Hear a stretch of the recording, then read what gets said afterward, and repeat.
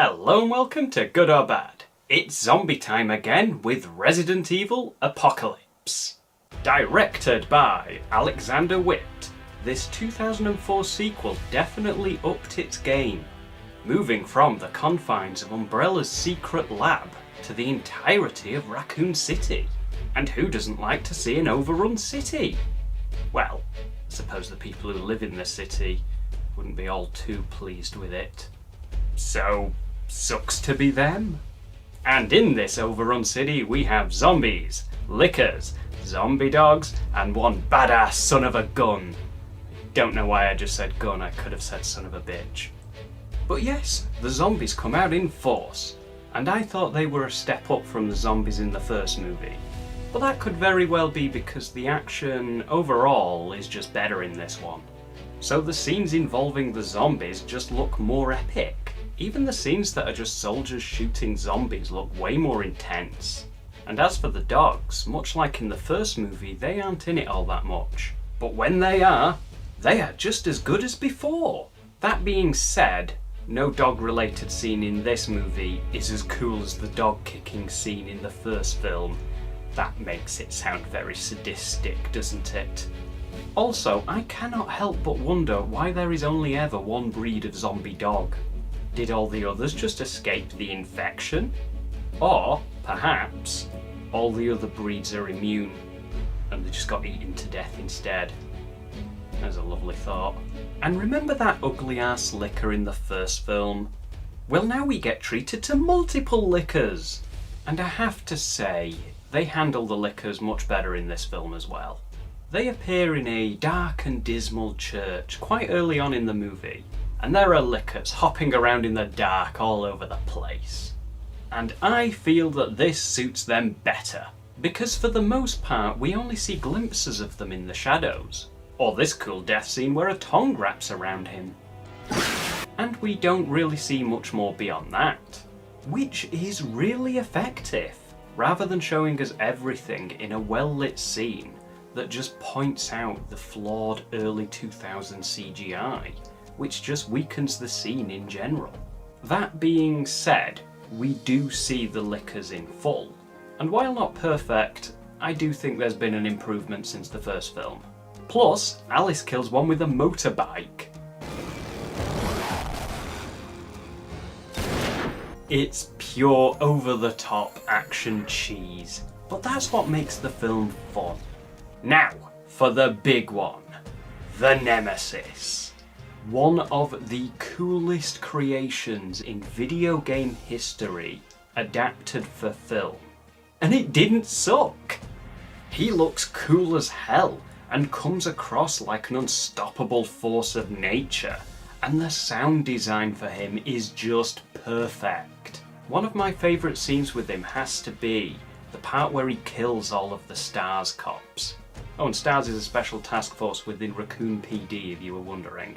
And the reason he kills them is purely because Umbrella wants to test his capabilities out in the field. Yeah, I'm sure it comes as no surprise to you that our favourite evil corporation are the ones who control the Nemesis.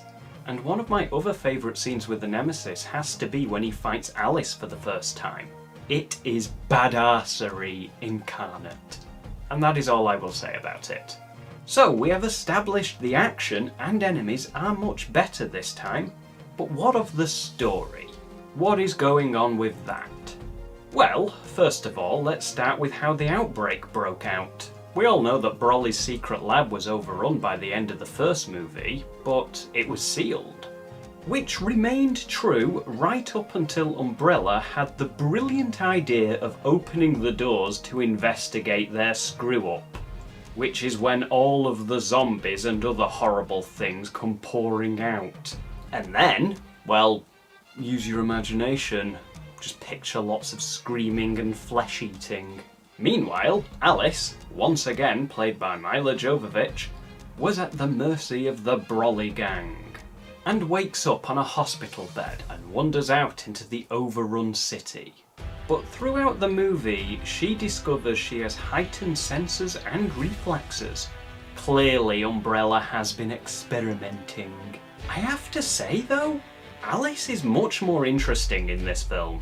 I don't know whether it's because the action is better and her new abilities feed into that, or whether it's just better writing, or perhaps a combination of the two. But I found myself enjoying her character a lot more in this film, which in general is what you want from a film, to, you know, enjoy the things that the film has to offer.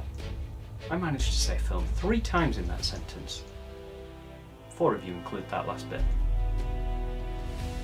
So she goes out and gets equipped and meets up with our other survivors by way of smashing through a church window and saving them from lickers. And just who are these other survivors? Veterans of the video games will recognise this character as Jill Valentine, one of the playable characters in the original game and the star of the latest game, Resident Evil 3 Remake. And I do like that they decided to bring characters from the games into the films, especially considering that in the games this was Jill's story. She was the one that painstakingly had to dodge the Nemesis at every single turn it tried to kill her to death. So I like that they included her character in this movie. But of course they still keep Alice as the main character, and that's fine. It keeps things fresh, having the story not be 100% the same. So yes, Jill Valentine. She is played by Sienna Guillory, and I feel like Jill could have been handled better in this film. Don't get me wrong, for the most part she is fine. It's just the way they introduce her to the movie that bugs me. She storms into a police station at the start of the film and starts killing zombies, as if she has seen zombies before. She states that they are infected and past the point of help. Her colleagues all seem shocked, but she is sure of what they are and what has to be done to stop them. Now in the games that would make sense because she survived the events of the mansion and had all of those experiences backing her up. Here though, she is just a cop. This is where we meet her. In the movie series, she was never at the mansion, but somehow she knows that they are infected and should be killed. Maybe I've missed something, but that's how it's coming across to me. Then we have our other main survivor, Carlos, who is also from the games. He is played by Oded Fair, and I really like his character. He works for Umbrella and goes against orders to rescue people in Raccoon City, and most of the cool zombie shootout scenes are given to him, especially when his squad is slowly being cornered by the undead. And I suppose what works for Carlos that doesn't work for Jill is because it comes across like we are missing part of Jill's story, that she has experienced things we haven't seen. Whereas with Carlos, we get introduced to him in a much more complete way. Then there's LJ, who's just funny. GTA motherfucker! Oh, yeah! 10 points! So they all try and escape the city together while dodging various horrible forces. But our Lord and Saviour Umbrella have quarantined the city and will shoot anyone who attempts to leave. But our survivors have an ace in the hole. Umbrella-y doctor person on the outside has his daughter stuck in Raccoon City, and he will go against the Brawley squad and help them escape if they bring his daughter with them. And I like that subplot because it felt naturally woven into the story. Plus in most zombie flicks where there's an overrun city, the mission is just to escape the city. So it was nice to see some added story within the overall cliched escape the horrifically horrible and rather unpleasant city story. But jumping to the end, yes, they do manage to escape, and Alice gets recaptured and experimented on again. This time by Dr. Isaacs, played by Ian Glenn. You know, that actor that's famous for playing that role in that TV show, you know the one, Doctor Who. Also, he played Bruce Wayne in Titans. That was funny. He did a sassy dance in that one. But yeah, back on point, he plays an Umbrella scientist leadery person who appears briefly in this film, just to set up a sequel really. Because naturally Alice escapes his clutches, but it turns out he can remotely activate the programming he embedded in her, which I guess is what they were doing when they were experimenting on her. But yeah, that's a similar way of how they were controlling the Nemesis, so that should be fun, watching a break free from that in the next one. Speaking of the Nemesis, What happened to him? Alice fought him again and realised that it was Matt from the first movie, so she refuses to kill him when she beats him, which ultimately leads to the Nemesis helping her escape. And he saves her life, but gets crushed by a helicopter in the process. And can I just say that the video game Nemesis never went down that easily? Made you bloody work for it, those games did. And the overall baddie of this film, which in the grand scheme of things is just an umbrella lackey, is this ham-filled masterpiece. Maybe I'm overselling him, but to be honest, he is a lot of fun. He is your stereotypical, cliched villain. But you can clearly tell that the actor, Thomas Kretschmann, is having a lot of fun playing him. And he dies by being eaten to death by zombies, which I imagine he didn't really enjoy. Also, there's this scene. Why haven't you been taken off? Because I usually drive a Cadillac. Which is just funny. So, Resident Evil Apocalypse. Is it good or bad? This one is good. A definite improvement over the first film.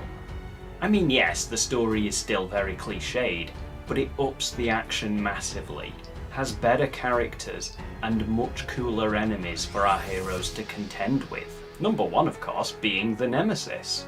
But it also includes notable improvements with the zombies and the lickers. And much like the previous film, it sets up the sequel nicely. And again, much like the first film, this movie had some really nice set designs. So overall, a pretty good sequel that improved on the original. And with that said, I will leave you now, so you can do your likey and subscribey thing. Please? Alright, don't then. Bye.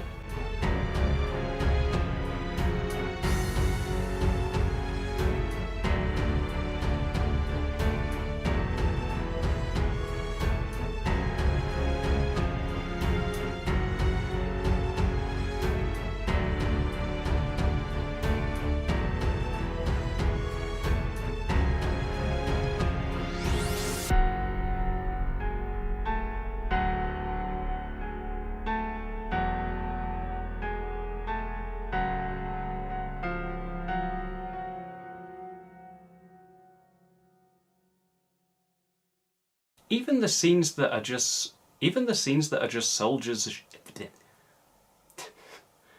Even the scenes that are just zombies shooting soldiers. Jesus Christ! One of the playable characters in the original game, and the star of the latest game, Resident Evil 3 bollocks. She states that they are infected and past the bollocks. Umbrella-y doctor person on the outside has his daughter stuck in Raccoon City and will go against the Brolly squad and help them escape if they bring shit. I said shit instead of bollocks this time. Freshening it up, keeping it fresh. I'm Febrezing my sentences. Fucking